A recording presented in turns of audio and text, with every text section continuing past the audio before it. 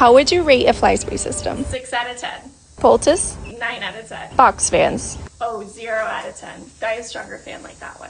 Electrolytes? 10 out of 10 every day. Clicker training? 10 out of 10. 100 out of 10. Having AC in your tack room? 11 out of 10. It's great for your tack too.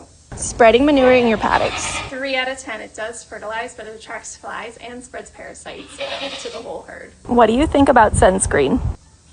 2 out of 10. It's toxic. I never wear it. Use shade or hats instead. Automatic waterers? 7 out of 10 if you're using the small buckets that you can clean every day easily. Otherwise, lower. But if you have a water meter attached to it, then 10 out of 10, the best thing ever.